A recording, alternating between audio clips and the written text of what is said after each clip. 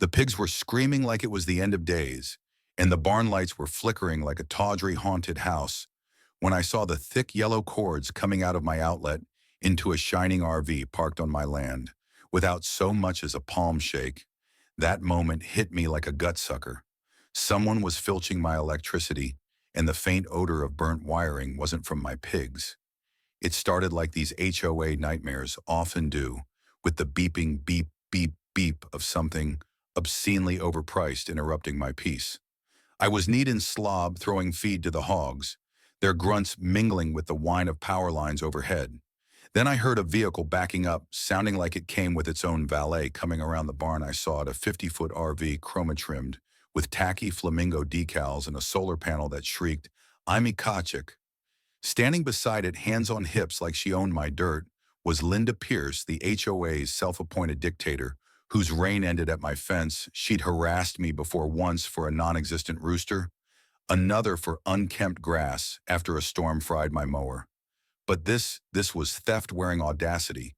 I approached, forcing calm, need directions. I asked. Linda barely looked up.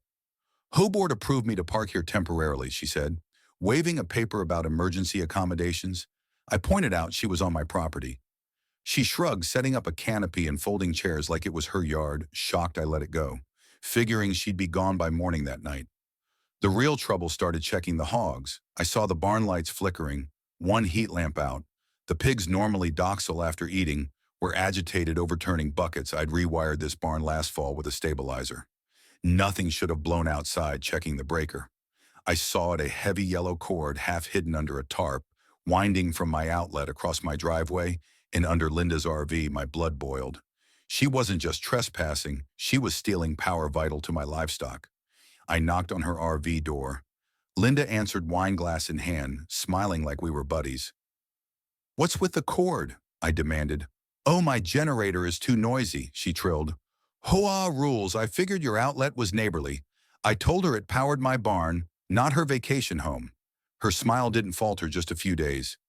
Tom community spirit. I pulled the cord. Her RV went black, fridge beeping in protest. "Move this by morning or I call the sheriff." I told her. She laughed. "The sheriff's on our board." "Good luck." She slammed the door. Sleep didn't come that night. Linda's casual theft and smug confidence nodded at me. Calling the utility company or code enforcement felt too slow. This was personal, and I wasn't going to let her win by dawn.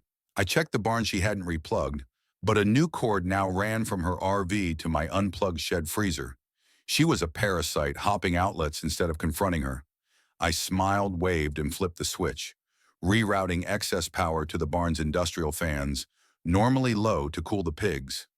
They now roared at full blast, blasting hog stench toward Linda's canopy, where she'd have a brunch spread by noon. She was at my door, coughing, insisting I turn off the fans. "Want to plug into them as well?" I inquired. She sputtered something about sabotage and HOA violations. I told her to make a complaint. The pigs squealed behind me like a Greek chorus. Linda stormed off, dragging her cord like a defeated general. The next day, she escalated a crowd gathered near my fence. Linda at the helm, clipboard in hand, preaching to HOA loyalists like Roger, a retired accountant with a fetish for rulebooks. She waved a map claiming a new easement gave her access to my outlets for emergencies. I spotted her hand-drawn dotted line in fresh ink. Later, the HOA president, Ed, arrived in his electric SUV playing peacemaker. He acknowledged my double power bill, but pleaded flexibility for Linda's hardship. I asked if he knew overloading my barn jeopardized my animals. He skirted, threatening to cut my rural utility benefits. I snapped, "If she plugs in again, I'm filing for trespass," and every stolen watt. Ed walked away muttering about cooperation that evening. Linda's cord was back, buried under gravel, powering an outdoor fridge filled with craft beers and gourmet dips. I didn't unplug it. Instead, I rigged a monitoring box to measure her draw and installed a kill switch at dawn. I blasted a looped recording of pig squeals and grinding gears over a barn speaker. Linda burst out, granola bar in hand, yelling about sparks. "Maybe your generator's shot," I said. She insisted I check the barn after I consult a lawyer regarding theft. I said. Her face contorted, shock, rage, incredulity. She backed away, door slamming. Linda then started a petition for emergency utility access.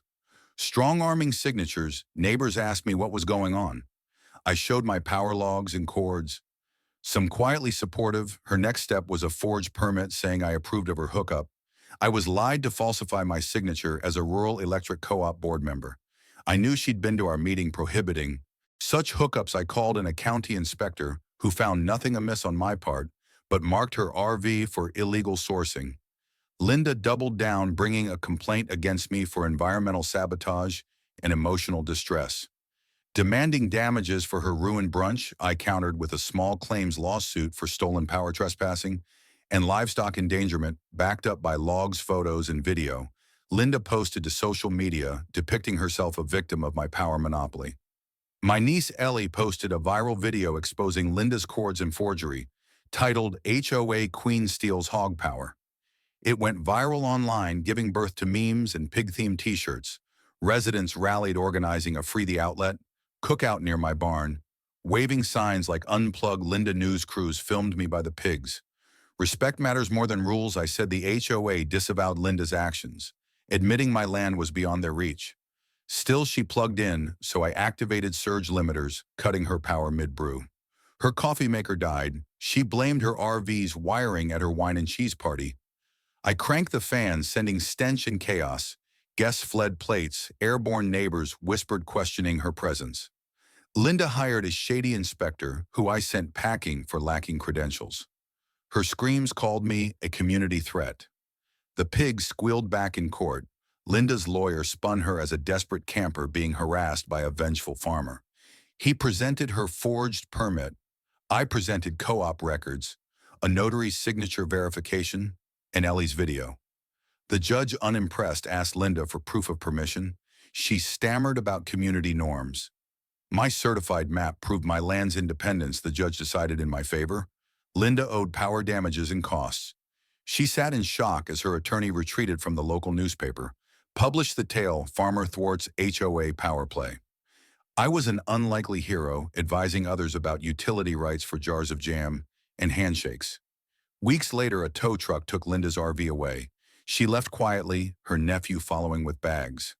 The HOA wrote explicit boundary rules, and I posted a sign: "Private power, no trespass." Sunflowers bloomed beneath it.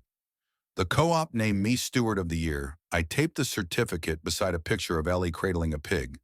Linda surfaced online, blogging as an RV rights activist, calling me a hoarding tyrant.